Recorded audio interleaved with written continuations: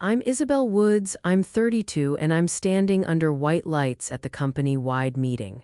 The stage smells like hot cables and coffee. Evelyn Park, the chief executive officer, thanks me for keeping the company afloat. The chairman of the board finishes the vote and my place on the company board is confirmed.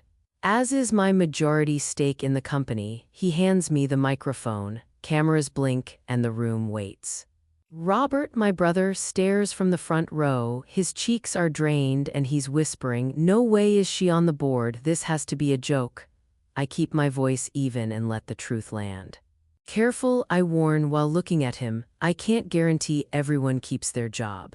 Before I tell you how I went from being the mocked sister to the majority shareholder of the company my brother works for, tell me where you're listening from, subscribe and turn on notifications for more revenge stories.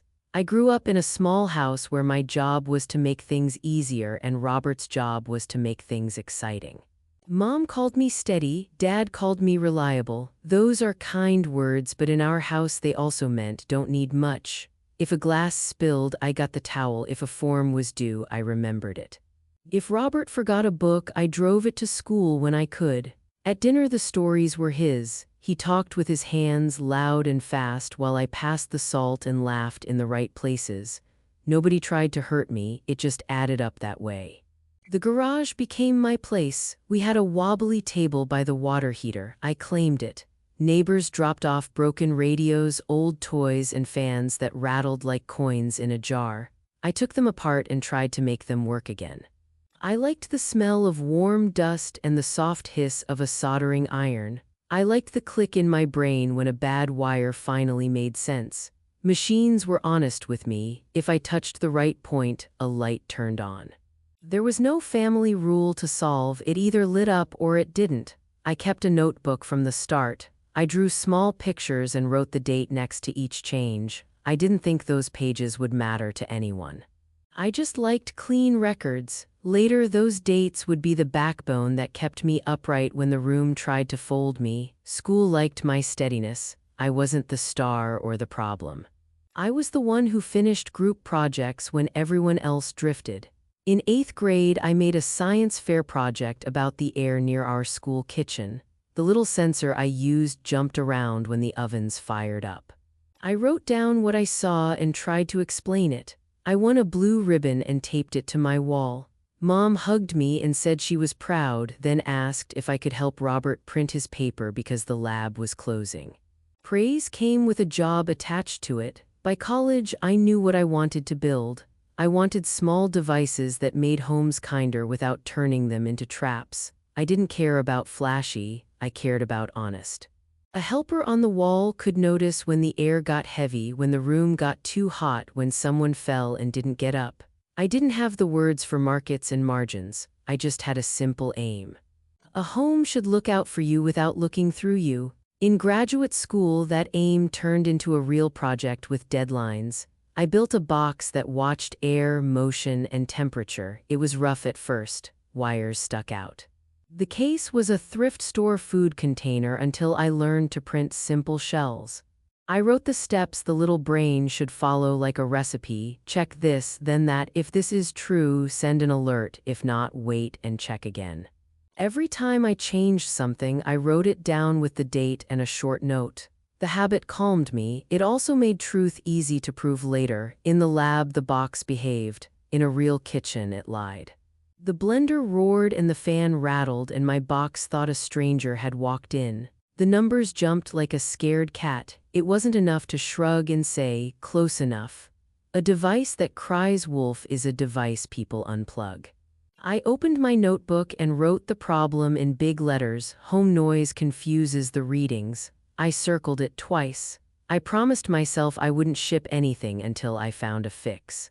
That promise mattered more than getting praise for being first. While I was testing, Robert was starting his company. He loved big rooms, bright slides, and bold claims.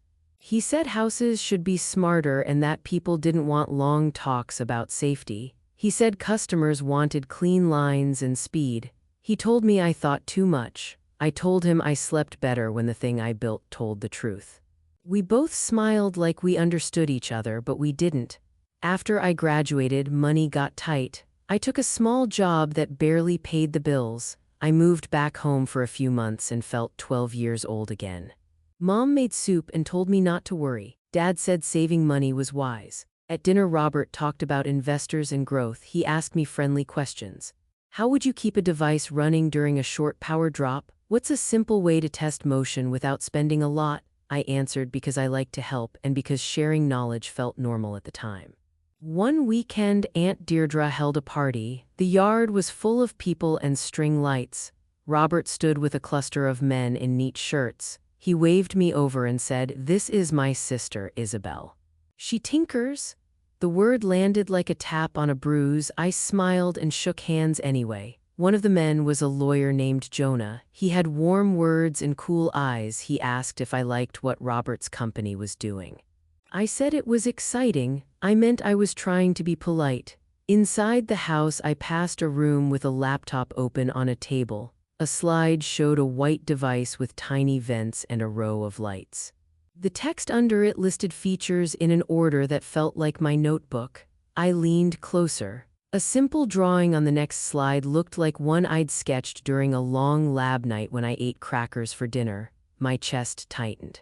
I kept my face still and felt the floor tilt under me. Later that night, Jonah slid a packet across a table and called it a simple agreement. He said it would keep the family peaceful and let the company move fast. He said my schoolwork had inspired their direction. He held out a pen. I read the pages. The words asked me to keep quiet. The check they offered was small. The packet used kind language like collaboration and unity, but the bones were hard. Give up your voice, bless the slide, don't make trouble. I asked for a fair contract with my name on it. Jonah smiled and said the company had already improved the idea. He said my notes were academic. He said a small payout was right for something that wasn't ready for the real world. I said I needed time. That was when family stepped in. Mom squeezed my arm and whispered, "Don't make a scene." Dad said, "Be reasonable. This helps Robert, we're a team." People could hear us even if they pretended they couldn't. Robert put his hand on my shoulder and said, "You'll have your own projects. This is bigger than both of us." I looked at the packet and thought of my careful dates and my late nights. I thought of the promise I'd made to fix the kitchen noise before I let anything out into the world. I thought of how peace at home always seemed to be more important than who did the work. I wish I could tell you I walked out noble and strong. I didn't. I signed. I signed because I was tired and scared and because Mom's voice shook and Dad's eyes were hard. I told myself I could still do my work in my own way, that a piece of paper didn't own my hands. The check cleared. The silence started. Silence has weight. It sits on your chest when you wake up. It follows you into the shower and hums along with the fan. At breakfast, Mom talked about the weather. Dad read the paper. No one said my name. Robert texted cheerful updates about the company. I muted him. I packed my things and moved into a sublet with a damp wall and a window that faced a brick alley. I set up a second-hand table, placed my small box on it like a boat I still believed in. I didn't plan revenge. I made a list. Fix the kitchen noise, write down every change. Test in a real home, not just a lab, keep people safe first. I bought an old blender and a hair dryer from a thrift store. I ran them next to the device and watched what happened. I moved parts on the board until the lies stopped and the signal stayed clean. I put a simple shield where the mess leaked in. I wrote code that checked itself and threw a red flag if numbers didn't make sense. I added a tiny switch inside the case that wiped secrets if someone pried the lid off. Money didn't stretch far. I took odd jobs and kept a strict budget. I sold a few units to clinics that wanted to try them in older buildings with stubborn air. I wrote guides in plain language. If you can't explain a safety rule to a tired nurse or a busy parent, the rule won't help anyone. I found a supplier named Mateo who charged fair prices and treated his workers well. We planned small batches. We made sure returns were easy. We agreed that if something looked off, we'd stop the line and figure it out before shipping more. During those months, I didn't go to many family dinners. I sent short replies to short messages. I told myself I wasn't hiding, I was building. Both were true. I missed the idea of home more than the place. I missed the hope that my work could sit on our table and be safe. The first time my device helped someone, a nurse sent me a message. An alert made her check a room where the air had turned heavy. A child with asthma was sleeping there. The nurse opened a window, turned on a small fan, and called the parent. The child slept through it, but the morning was easier. I cried at my table where no one could see me. It was proof that a careful thing could make a small life softer. Not every message was kind. A landlord asked if the device could watch tenants for him. I said no. He said I was naive. I said a tool that hurts people isn't a tool I'll sell. I meant it. I'd already lived through what it felt like to have your work used against you. I wasn't going to hand someone else that feeling with my name on the box. Meanwhile, Robert's company grew louder. I saw glossy posts online, award photos, big smiles. People at the coffee shop said they loved the design. I felt a twist in my stomach every time, like envy and grief had decided to hold hands. I let the feeling pass and went back to my list. Fix this, test that, write it down, keep going. I learned new habits. I answered real questions and skipped bait. I woke up at the same time, took walks, and wrote down 3 finished tasks nightly. I built a life that didn't need applause. Sometimes I thought about the girl in the garage with the water heater humming. I wanted to tell her that her quiet pages would matter. I wanted to tell her that steadiness is a gift when you give it to yourself. I couldn't change our dinner table or make my younger self louder, but I could make a different table now. On my table, the rule was simple: tell the truth, fix the thing, keep people safe, rest, repeat. That's the ground under the moment you heard in the opening scene. The bright lights and the vote didn't appear out of nowhere. They rose from a lot of small nights in a small room with a damp wall and a stubborn heart. They rose from a signature I wish I hadn't given, and from the days after when I learned you can heal yourself by doing honest work. I still love my family. I don't need to be erased to prove it. I just don't trade my name for their comfort anymore. By the time you see me with a microphone in my hand, I've already done the slow part. I've already rebuilt the device the right way. I've already chosen safety over speed 100 times. The next part of the story will show how other people began to notice, not because I pushed them, but because truth has weight. Before we move there, hold this with me.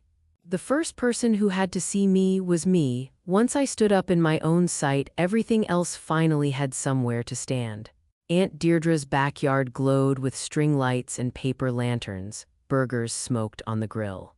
Kids ran past with sticky hands. I stood near the cooler and tried to be helpful, the easiest job I knew. Robert raised his glass, spotted me, and waved me over like I was late to a show he was headlining.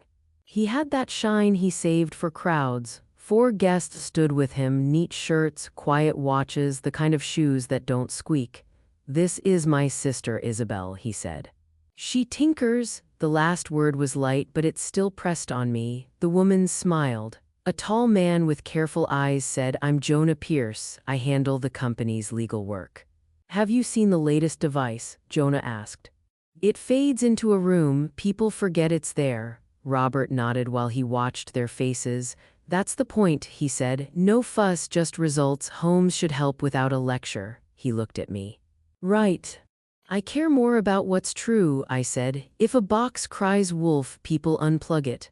I kept my voice even. I didn't want to fight by the lemonade. We stepped inside for air. The hall smelled like floor wax and coconut cake. In the den, a laptop waited on a low table. A slide filled the screen, a clean white square, soft corners, 3 tiny lights. The pattern of vents was mine. I knew it the way you know your own handwriting in a mirror. Robert tapped to the next slide. A flow chart came up with short labels in my order, the ones I'd used because simple words make you honest. "Simple is hard," Robert said to the group. "We did the hard part." Jonah folded his hands. "If you've got a minute," he said, gentle, "there's a small packet for you, nothing heavy. It just keeps family on the same page." We sat at the end of the dining table. Sounds from the yard drifted in, ice in glasses, a screen door creaking. Jonah slid a cream folder my way. Inside were neat paragraphs, boxes for initials, and a short cover letter. "It's a non-disclosure agreement and a small settlement," he said. "Your lab notes helped inspire the direction. This puts worries to bed so the team can run."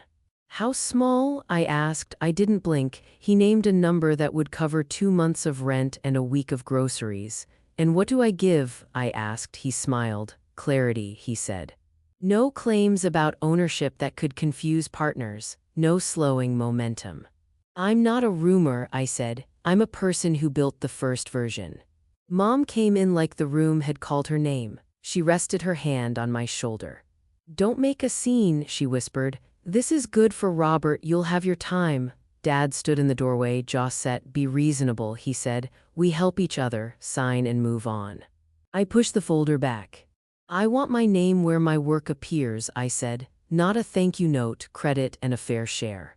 Jonah's calm eyes didn't change. "The company refined the idea," he said. "Your academic effort was a starting point. Public credit can complicate things. This keeps the story clean." He tapped the last page. "It's standard." "Read me the last line," I said. He did. I felt my face heat. "I agree that my contribution was immaterial." The sentence sat there like a small trap. "I can't sign that," I said. "It's not true." Robert leaned forward, voice warm like a blanket. He was about to pull tight. "It's just paperwork," he said. "You've still got your little projects. This is a rocket. Rockets don't wait for perfect." "I'm not a smudge on your window," I said. I drew the first map. "You took the street names."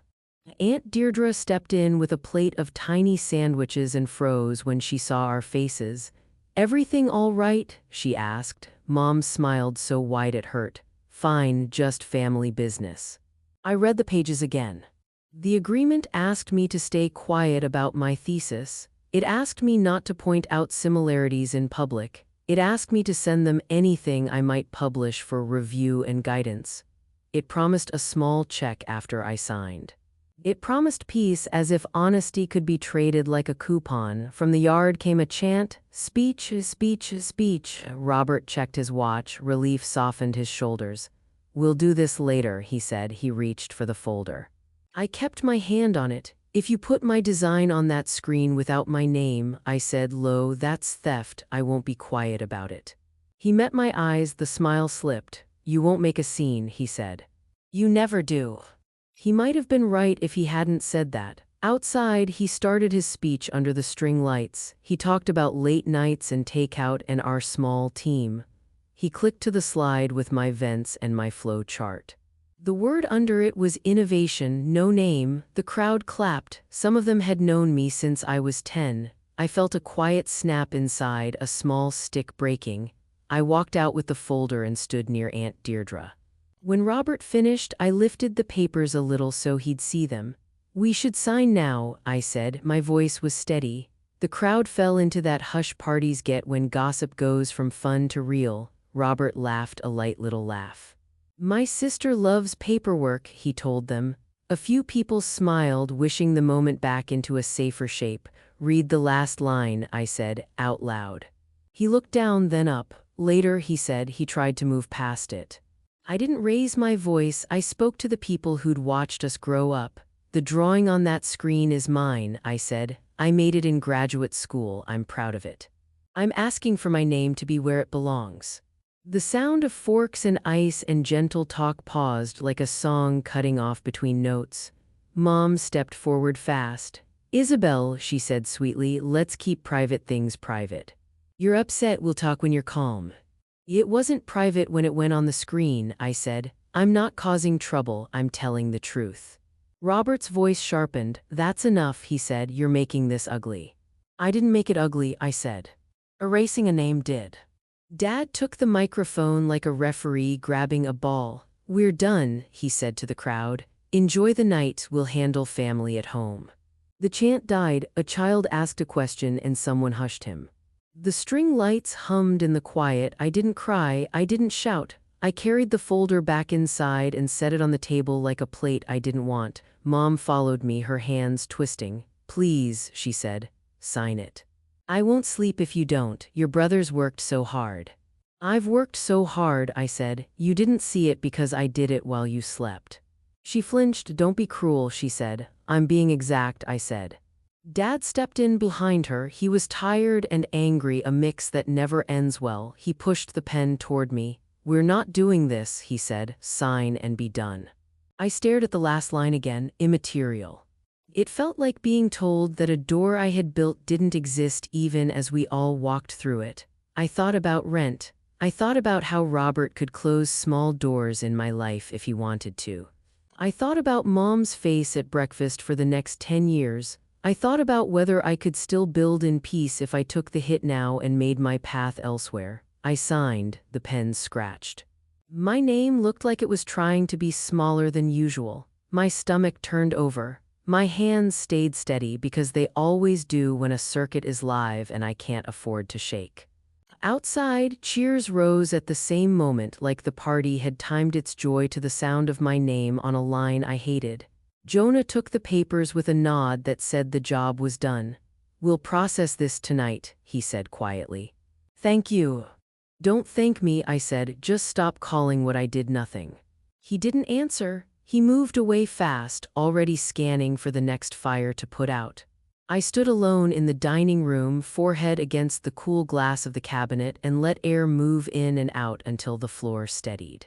I pressed both palms flat on the table. I told myself that a signature didn't erase a page, that truth doesn't vanish because someone stamps it wrong. I told myself I still had my notebooks.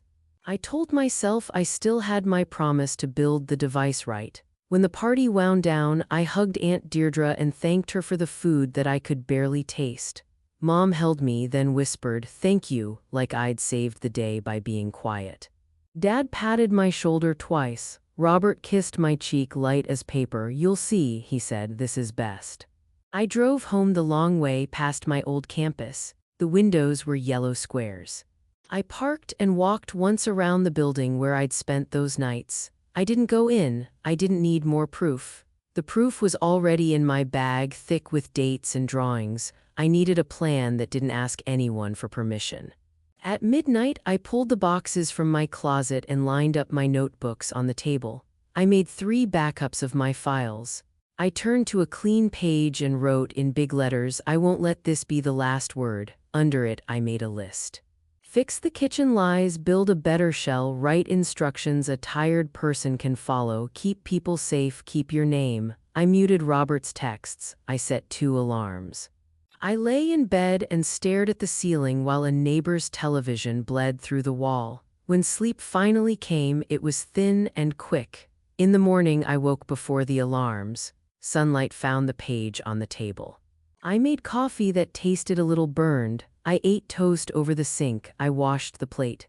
I sat down. Here's what the betrayal felt like. Not a smash, not a shout, but a soft click as a door closed just enough to say you don't live here anymore. It felt like my own family asking me to agree that I was a shadow. It felt like a tip pressed into my palm after I'd carried something heavy for miles. It felt like the word immaterial pasted over my mouth. And here's what I did next. I breathed. I picked up my pen. I reached for the screwdriver. I pushed the folder to the back of the drawer and pulled the device closer. I could still fix the lies in the kitchen. I could still make something that told the truth. I didn't need Robert for that, and I didn't need a room full of neighbors to clap. I needed time and I needed stubbornness, and I had both. The scene you heard at the start, the vote, the lights, was far away. This was the first step toward it, steady work at a small table. I moved into a small studio that smelled like rain when the weather shifted. The walls were tired and the windows stared at a brick alley, but the floor was mine. I set a second-hand table by the outlet and laid out my notebooks in a neat row. I made coffee that tasted a little burnt and told myself one true thing: I wasn't building to impress anyone. I was building to live with myself. I made rules: no late-night arguing by text. No answering questions that were really traps. No talking about plans until I'd finished the hard part. I set my alarm for the same hour every morning and taped a list to the wall. Eat, walk, fix one thing, test one thing, write it down. It felt simple in the way a road does when fog hides the miles ahead and leaves only the next step. Money stayed close. I turned off streaming services, sold 2 old coats, and took a weekend job at a repair counter. People brought in cracked screens, slow laptops, and toy cars that wouldn't steer. I listened, kept my voice kind, and gave straight answers. On lunch breaks, I sketched small changes to my device on a napkin and tucked the napkin into my notebook like a leaf. Back at the studio, I pulled the device toward me and started over. Clean slate. No pride, just honesty. I opened the case and looked at the map of parts like a city I needed to redesign so traffic wouldn't jam at dinner time. I moved the most sensitive piece away from the noisiest piece, the way you seat a light sleeper far from a loud door. I added a tiny metal plate to keep everyday hum and buzz from sneaking into the signal. I gave the air sensor a clear path so it could breathe without gulping heat from the nearby chip. I placed the motion part where drafts wouldn't fool it. The next problem lived in the brain of the box. I rewrote the basic steps so each little job was simple and clear. One part watched the air, one part watched the light, one part watched movement, and each told the others what it saw in plain numbers. I made the box check itself when it woke up like a cook tasting the soup before serving it. If something didn't look right, it warned me and stayed quiet instead of yelling wrong things. I set up a long table test that I could run while I slept. I put the device between a fan and a cheap space heater and lined the edges with noisy kitchen tools from a thrift shop. A blender, a hair dryer, a microwave with a dented door. I turned them on and off in patterns and let the device watch the storm. I didn't want to trust hope. I wanted days of proof. Each morning I read the logs like a weather map. When the device cried wolf, I circled the time and wrote what had happened. When it stayed calm through the noisy hour when neighbors cooked dinner, I drew a small star. Little by little, the stars outnumbered the circles. I started a habit that saved me. I named every change like it was a tiny chapter. Moved heat away from motion. Added small shield near power line. Smoothed out the wake-up test. Each name had a date and a reason. It wasn't fancy, but it was honest, and honesty is the rail you hold when the room tilts. Some nights I felt like I was walking underwater. The work was slow and the room was quiet. I missed easy laughter, even when that laughter had been used to keep me small. I went for short walks to look at trees and roofs and dogs. I came back and did 1 more hour. Stubbornness can be a kind of hope when you aim it at the right thing. I needed parts, and I wanted to buy them from people who treated workers like people. I asked around and heard about Matteo, who ran a small shop 30 minutes away. His floor was clean, his machines were tuned, and every worker had ear protection and a chair that fit their body. We sat by a shelf of neatly labeled boxes and talked about cost and time and fairness. He said he couldn't beat giant factories, but he could promise steady quality and a human voice on the phone. That was enough for me. We signed a small contract with clear rules. Fair pay, safe hours, and the right to pause the line if something looked wrong. I needed a mentor who would tell me the truth even when it stung. A friend from a meetup sent me to Priya, who had spent 20 years helping people make small devices safer. She wore plain clothes and carried a pen that looked expensive and heavy. "Show me," she said. I opened my notebook and put the device in her hands. She pushed on the weak spots until they either bent or held. We made a standing date each week. 1 meeting for the physical parts, 1 for the little brain inside, and 1 for the rules around the device so people couldn't use it to hurt other people. Priya asked questions that pushed me past pride. Why this part and not that one? What happens if the power dips for 2 seconds? What if a bored teenager tries to open the case? What if a landlord wants to use the box to watch who comes and goes? I didn't always have clean answers. I learned to say, "Give me 2 days," and then come back with tests and plain words. We set a safety promise before we had buyers. If anything broke in a way that could harm someone, we'd tell people fast, replace the device, and say out loud what we were fixing. We made a path for strangers to report problems without fear. We agreed to have a different team, not paid by us, test the device and tell us what we didn't want to hear. It felt like building guardrails before the first car rolled down the hill. It also felt like respect. With Mateo's help, I built a simple tool so every device could be tested the same way before it left the shop. The tool had lights and buttons and a list of steps printed in big letters. Red meant stop and fix. Green meant pack and ship. We kept a notebook next to the tool, and every worker signed their name when a unit passed. Pride is stronger when you can see your name tied to good work. The first small run went to a clinic with peeling paint and a hallway that smelled like bleach and raincoats. We mounted the devices high on the walls and ran a quick test. The nurse manager watched with arms crossed and eyes that measured more than they showed. 2 weeks later, she called me. "We had an alert at 2 in the morning," she said. "A room went heavy. We opened a window and moved a kid to a better bed. He slept through it. His mother cried in the morning and then hugged us. I sat at my table and let myself cry where no one could see. Then I wrote the time and the place in my notebook and drew a star so big it almost touched the edges." Not every call was so kind. A landlord wanted to know if he could use the device to count visitors and fine tenants.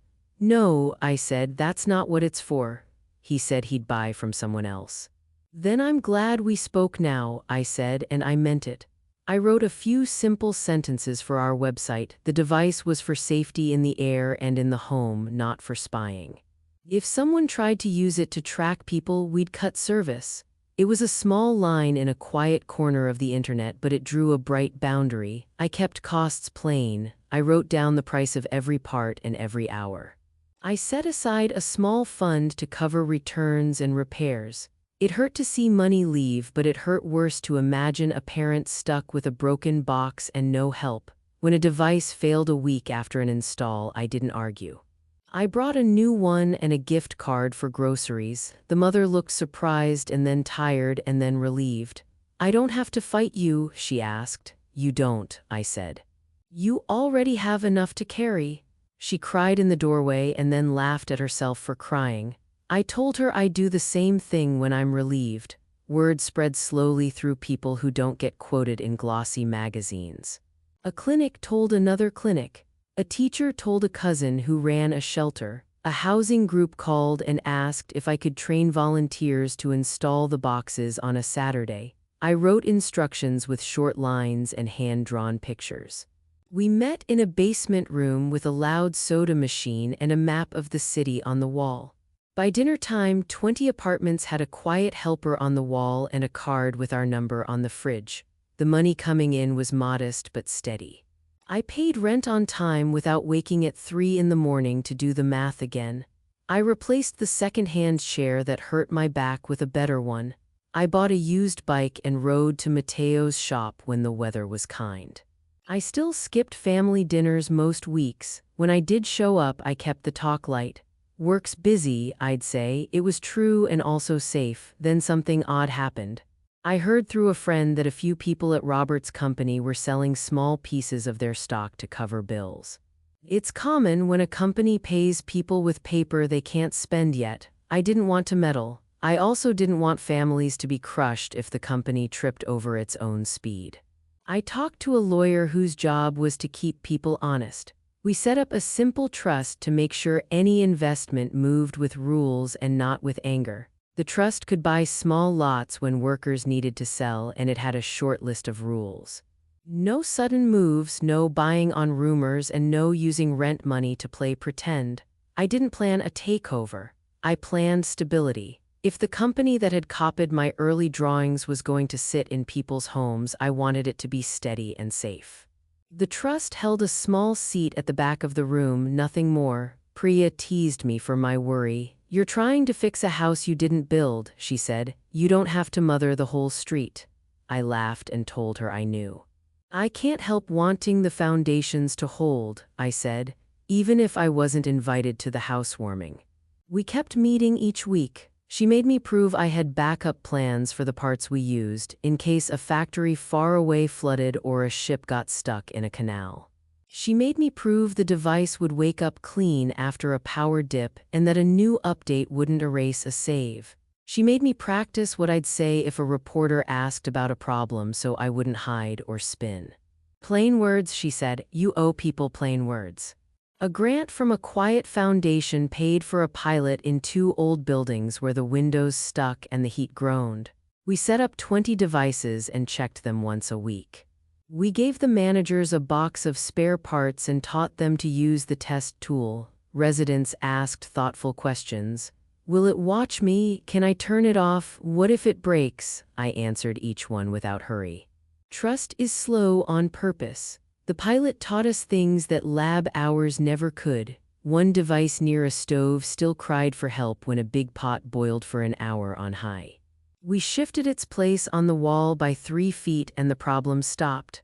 Another unit liked to go quiet when the hallway light flicked on in the morning. We tightened a little piece that we should have tightened anyway. The fixes were simple.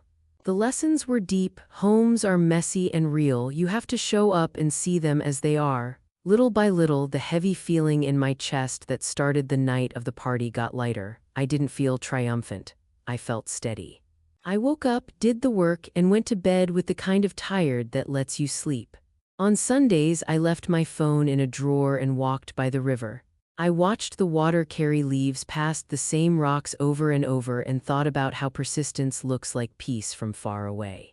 The trust kept buying small lots when employees needed to sell. A few board members reached out to learn who was quietly supporting them. I met 2 of them for coffee in a diner that smelled like bacon and old stories.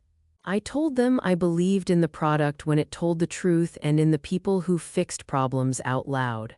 I didn't ask for favors. I didn't hint at plans. I said I'd back any leader who chose safety over speed when those 2 lines crossed. Months passed. The company announced a new version that looked smooth on the outside and rushed on the inside. I could tell by the timing and by the way their eyes darted when they spoke at public events. Rumors started to swirl about devices that got confused near common kitchen tools. I didn't cheer. I felt a cold worry for the homes that relied on them. I wrote a short note on my site about how to tell if a device was giving false alarms and what to do if it was. Then a watchdog group tested the devices and published a warning. They said some versions failed in ordinary homes in ways that could mislead people. They didn't name me, they didn't need to, the tests spoke for themselves. The company paused shipments. Stores pulled boxes from shelves. People who worked there looked tired and thin in photos. I made tea and stood at my window and watched a cat walk the alley wall with slow, sure feet. Gareth, an independent auditor with a calm voice, called me. We're tracing the history of this idea, he said. We've found school records and timestamps that show you wrote the early map. We'd like to see your notebooks. I handed them over without drama. You can't fake a coffee stain on a page from 4 years ago. You can't fake the way a margin note uses the wrong pen and then corrects itself on the next page. An editor called. I'm writing about safety in home devices, she said. Someone told me you've been building a quieter, safer version. Can we talk? I said yes, but I asked for one promise. Please write about the families first.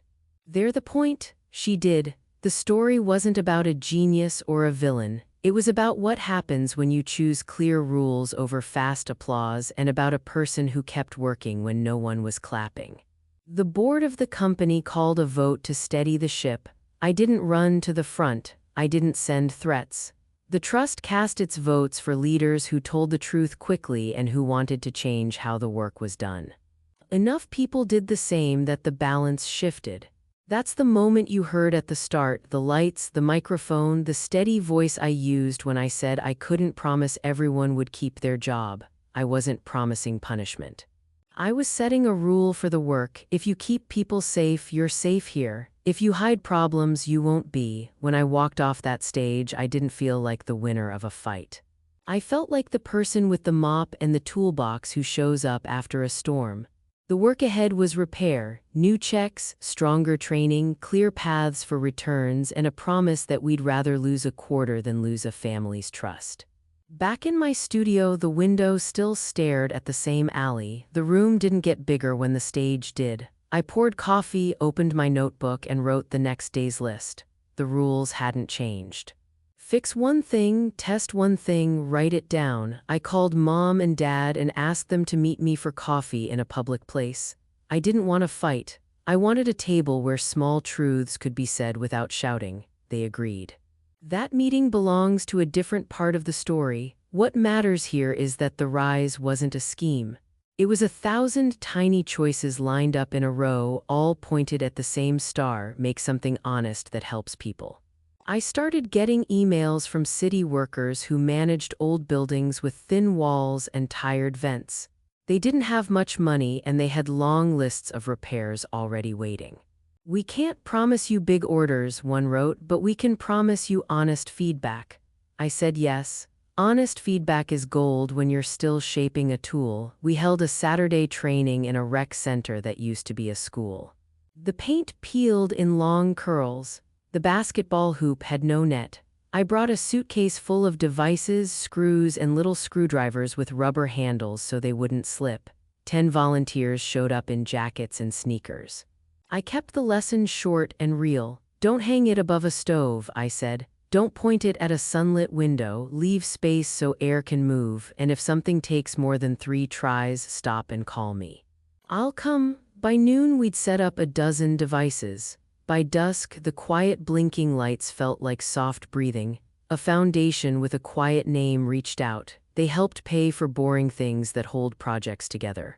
Cardboard boxes that don't fall apart, shipping labels that scan, phone lines that don't drop calls. They covered the first year of service for families who needed help. This kind of money doesn't make headlines, but it changes whether a good idea can cross a city line. I learned to write updates like letters. If something changed, I told people what changed, why it changed, and what they needed to do, if anything. I didn't hide behind big words. I didn't pretend all risk was gone. "There's always a chance a machine will be wrong," I wrote once, "so you should still trust your eyes and your nose." The device is a helper, not a judge. People thanked me for not talking down to them. I thanked them for trusting me with their homes. The first time a device was misused in a building set up to watch who came and went near a door, I got on the bus with my toolkit. I met the manager and 2 tenants. I showed how the box should be mounted and what it should and shouldn't do. I took the misused unit down, wiped it clean, and put it back where it belonged. I left a fresh card with our number and circled the line that said, "If you feel watched, call us." That night, I slept hard. The next morning, there was a thank you note under my door, slipped there by someone who didn't sign their name. I didn't need the name to feel what it meant. All this time, the trust kept moving like a quiet river. Small buys when employees needed to sell, no pushing, no waves. If a news story made the price swing, we didn't jump. We stuck to our rule: help steady the people, not the rumor. The chair of the company's board wrote a short email one day: "Your consistent support helped us avoid a crisis last month." That sentence mattered to me more than any glossy award. Steady is a gift when the floor keeps tilting. Inside my chest, something softer shifted. I stopped rehearsing speeches I'd never give to mom and dad. I stopped checking Robert's posts. When he bragged, it felt far away, like a radio in another room. When he struggled, I didn't cheer, because a struggle in a home device lands on a family first. Instead, I tightened my own work and answered more calls from clinics and tenants and city workers. My life didn't have a spotlight, but it had weight and rhythm. I liked that. Priya pushed me to share what I was learning with younger builders. "One student at a time," she said, "or you'll burn out." I met a high school senior named Tasha who liked to fix old game consoles and bikes. We sat at my wobbly table and I showed her how to plan a test, how to name a change, how to write an update. She shadowed me on 2 installs and asked 100 useful questions. I told her she didn't have to be loud to be strong. Her smile made me feel 20 again, standing over a radio that finally hummed.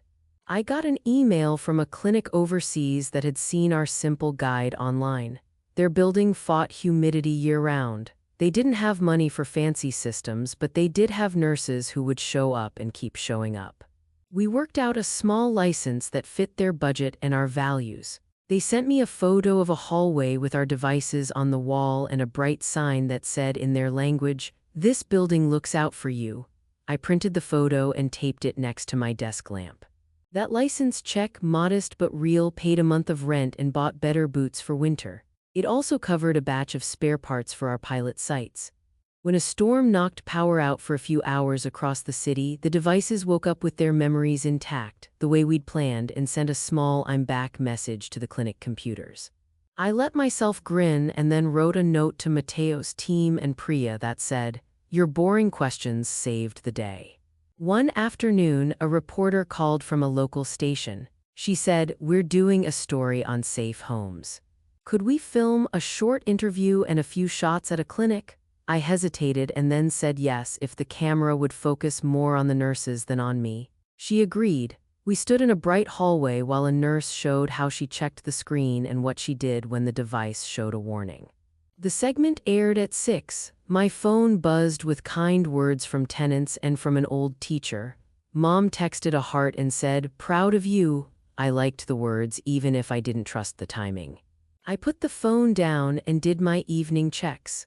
What I didn't know then was that the warning from the watchdog group would bring all the attention I'd avoided. After the station's story, more families asked questions about the boxes already on their walls, the ones from Robert's company. "Are we safe? Why does it beep when I make toast? Can you help us check?" I wrote a clear list anyone could use even without our device. Open a window if the room feels heavy, keep the box away from smoke and steam, and if it doesn't stop crying, call the number on the sticker and ask for a replacement. The company announced a pause while they reviewed trouble reports. They said they cared about customers, and I hope they meant it. Calls went out to engineers and to the board. When the chair asked for my view, I kept it plain. "Tell the truth fast," I said. "Offer refunds and swaps. Ask outside people to check your fixes. Don't punish workers for bad news. Reward them for finding it early." He wrote notes and didn't argue. It felt like a small door opening to a room I used to be told I didn't belong in. At the next board meeting, they voted to add new voices who cared about the kind of steady work I'd been doing in my small room. The trust's votes helped, but they weren't the only ones. A quiet line of people who wanted a safer company stepped forward together. That's how real change starts, not with a shout but with a shared nod and a hand on the same rope. And when I finally stood under those bright lights at the company-wide meeting with the microphone warm in my hand and Robert staring at me like the floor had moved, I wasn't there to swing an axe. I was there to set a table.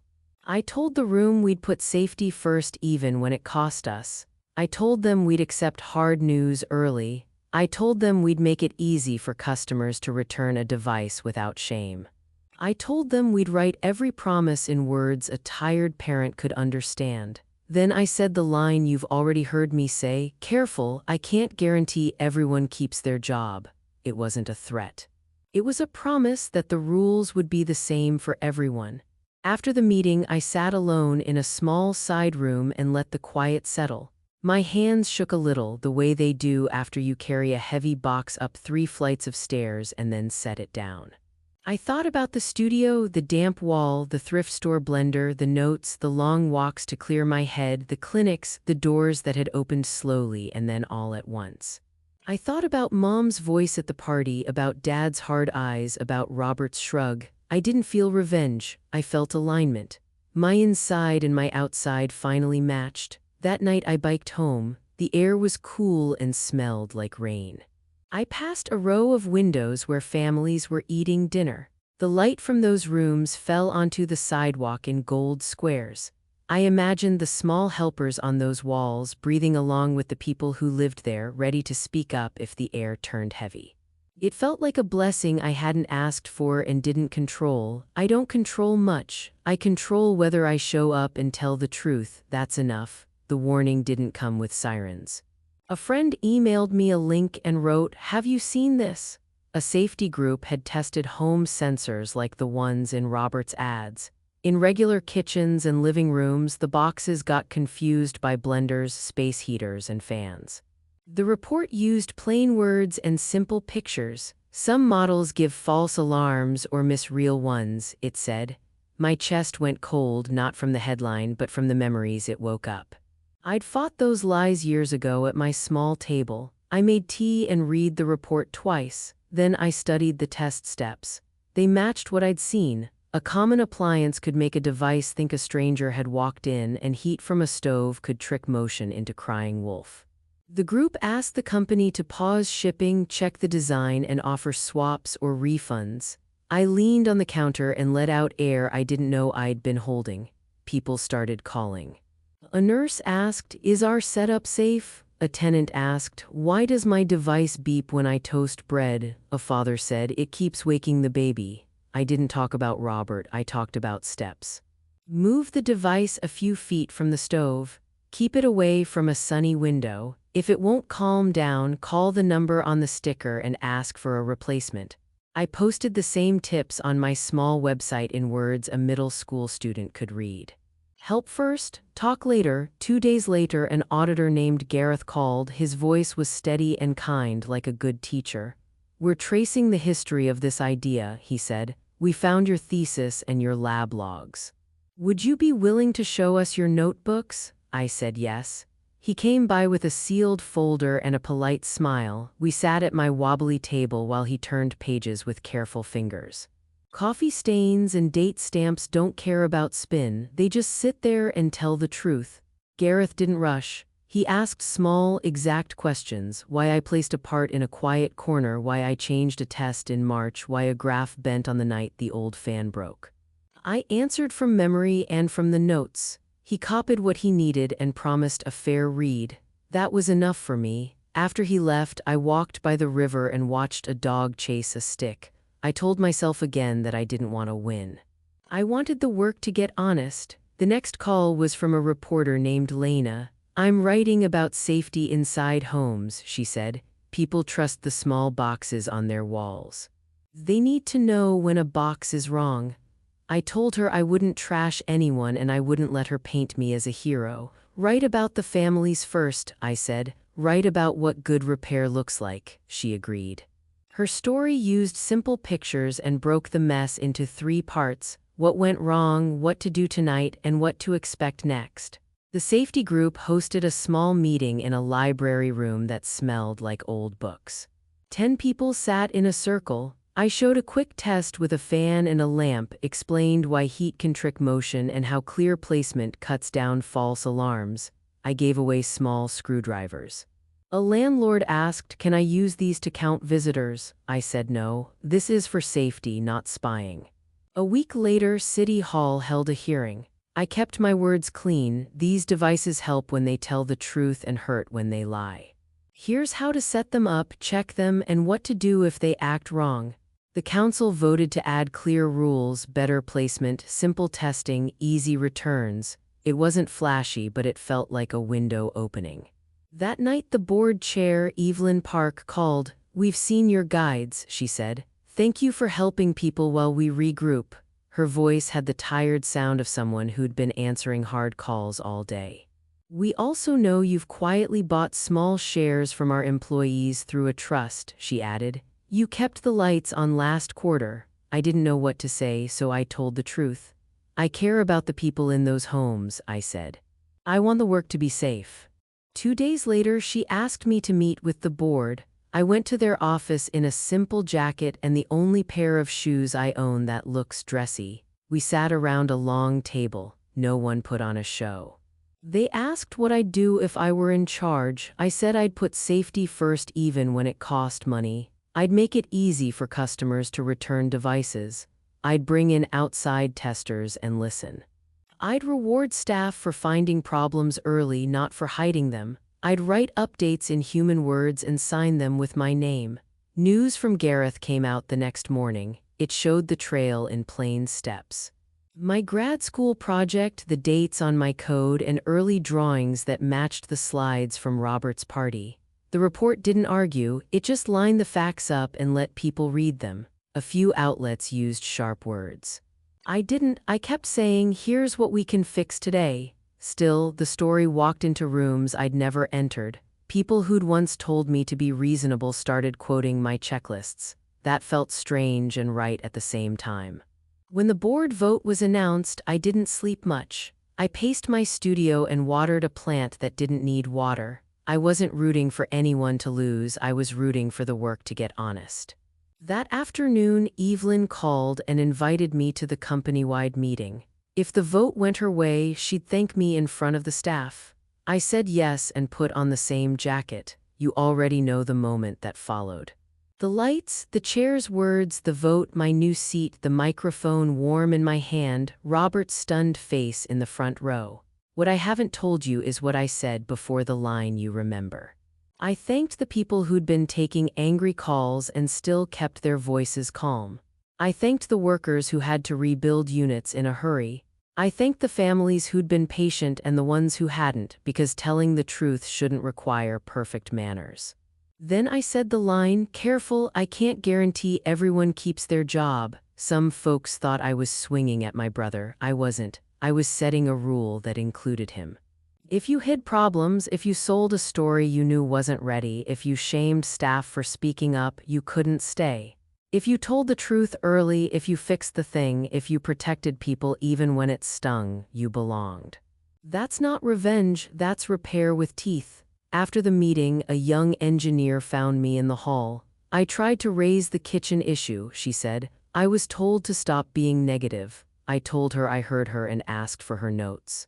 She had them, of course. I asked Evelyn to set up a small team to read safety notes within 24 hours and to answer with steps, not spin. She said yes. The next week was a blur. We wrote a clear return policy and put it on the front page of the website. We mailed labels to anyone who asked, no fight required. We set up a hotline with real people, not a maze. We paid for outside testing and posted the results in full, even when they stung. We trained managers to thank workers for bad news. We paused bonuses that were tied only to sales. We tied future rewards to safety and trust. A city council member called me during a late night of edits. We want to equip older buildings, she said. Your checklist is the first one that made sense to my aunt. I smiled into the phone. Tell your aunt she helped us write it, I said. We signed a modest contract for a pilot in 20 buildings. It wasn't splashy, it was real. When the recall trucks rolled, I stood at a folding table with a stack of new units and a marker. I wrote my first name on each box I'd checked with my own hands. A father came by with his son. You the lady from the news? The boy asked. Sometimes, I said. Mostly I'm the lady with a screwdriver. The father laughed. Keep being that, he said. We need that more than speeches. At the end of that month, the safety group posted a follow-up. Complaints had dropped. False alarms fell where people moved the devices and swapped the bad ones. The report thanked builders who published clear steps and pushed for honest fixes. My name was one among many. That felt right. I don't want a story that depends on one person. I want a system that keeps people safe even when no one's watching. Here's the truth about what some folks called my revenge. I didn't plan it. I didn't bait it. I didn't set traps. I set standards. I did the work. I wrote things down. I helped people who called. I invested slowly through a trust so workers could pay bills without a panic. When the storm came, the pieces I'd built gave the board a path to choose repair. The rest was gravity. I walked home from the office one evening and passed a window where a family was eating. A small white box blinked on the wall behind them like a steady heartbeat. I don't know whose box it was. I don't know if anyone in that room will ever say my name. I don't need them to. The light meant the device was on, awake, and honest. That's the only kind of victory I'll keep. The morning after the meeting, my phone lit up before sunrise. Mom sent, proud of you, then let's not drag the family through public drama, then call me. Dad wrote, coffee today. Robert didn't text. I ate oatmeal and sat. By noon, I met Mom and Dad at a small cafe. Mom squeezed my hand like the party had never happened. You were glowing, she said. Everyone saw. I breathed once. I was steady, I said. That's different, Dad said. We should heal and move on. I shook my head. I'm not trying to relive it, I said. I'm setting how we talk about it. That night wasn't a mix-up, it was pressure. I signed, I own that. You asked me to be small to keep the peace. I won't do that again. Mom's eyes filled. We meant well, she said. That afternoon Robert called. Congrats, board star, he said. I didn't bite. We've got work, I said. Families need clear answers. He paused. Do I still have a job? That depends, I said. Tell the truth, don't spin, fix what you broke. If you can do that, there's a place. If you can't, I won't save you. At the office, Evelyn and I wrote 4 lines on a whiteboard and left them there like a promise. 1. Returns are easy. 2. Outside testers check our work and we post the results. 3. Anyone who raises a safety risk is safe with us. 4. We slow down on purpose when speed can hurt customers. We formed a listen team that read every safety email within a day. No one could bury bad news. The team logged the problem, wrote back with steps, and owned the fix until it was done. If a manager told someone to stop being negative, the manager got a visit from me and Evelyn. We didn't shout, we asked for proof of care. If they couldn't show it, they changed or they left. Victor, a senior engineer who'd kept his head down during the loud years, walked in with a folder. I've been tracking false alarms since winter, he said. I didn't want to get anyone in trouble. I thanked him anyway. We used his list to plan the next patch. At the team meeting, I gave him credit out loud. You could feel the room adjust. People sat taller when they saw that telling the truth could get you thanked instead of punished.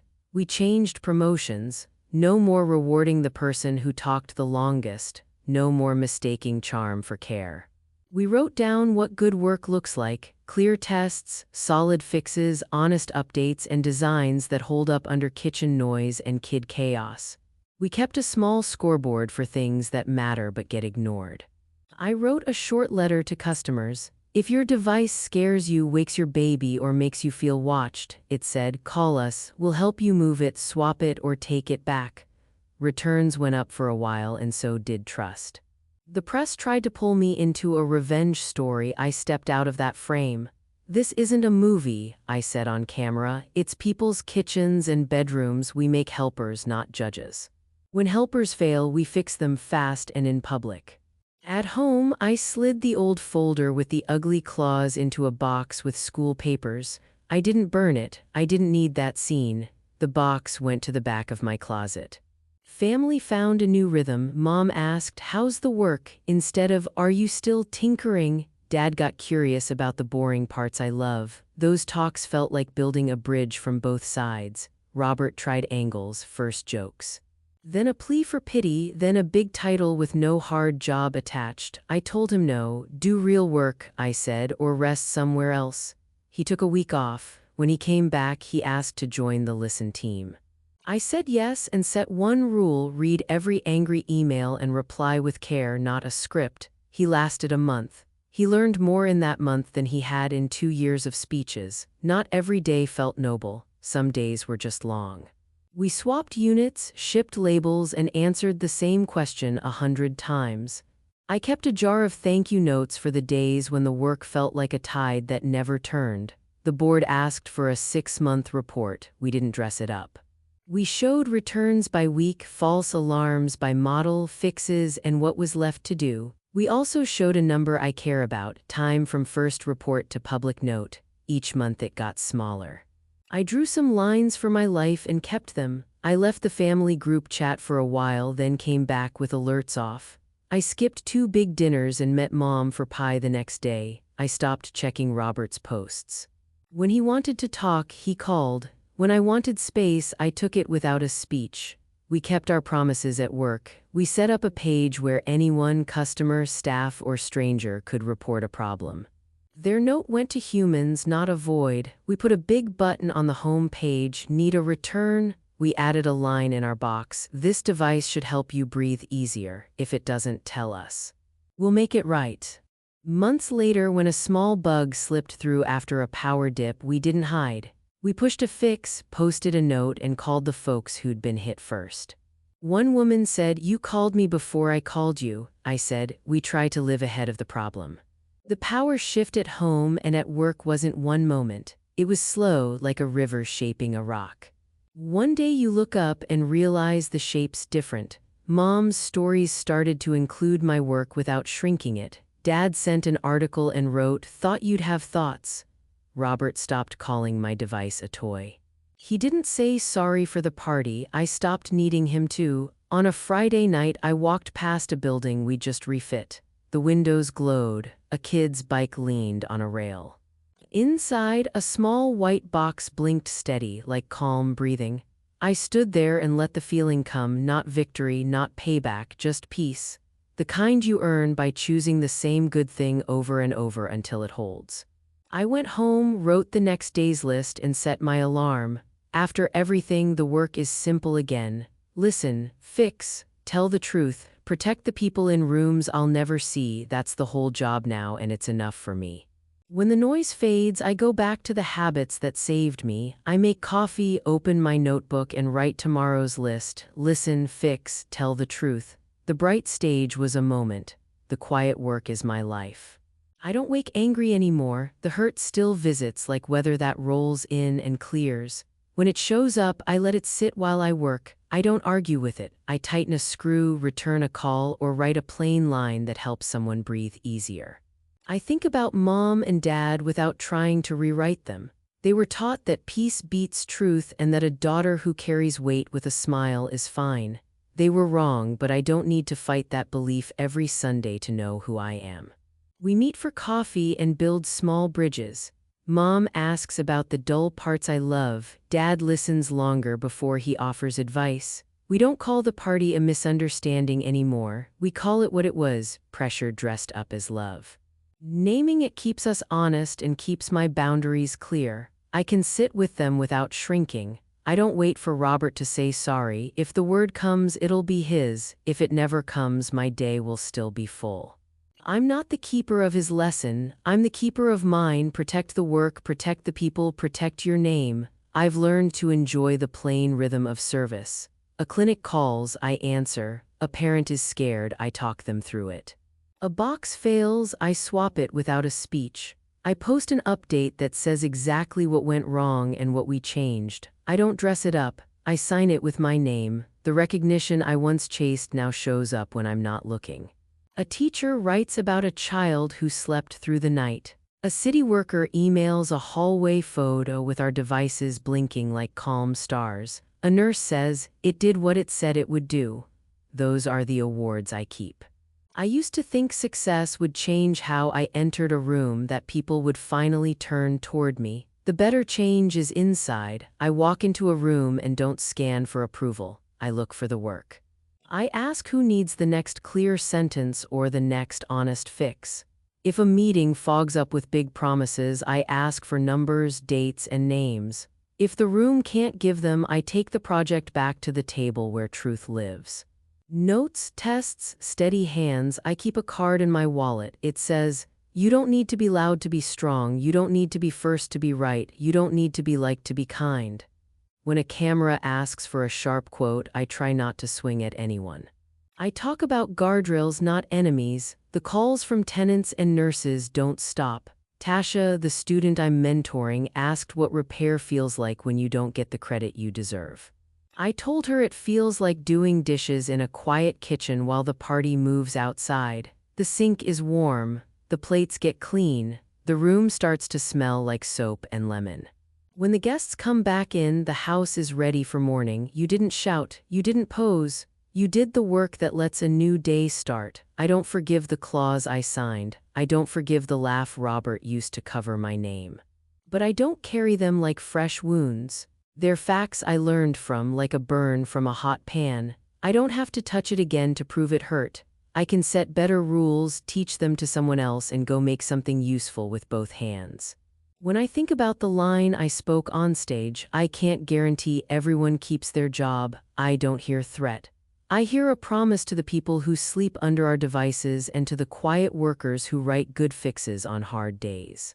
Jobs here are tied to care, not charm. That's the math I run now. My life is smaller than a headline and larger than the party that tried to swallow me. It's a bike ride home after dark.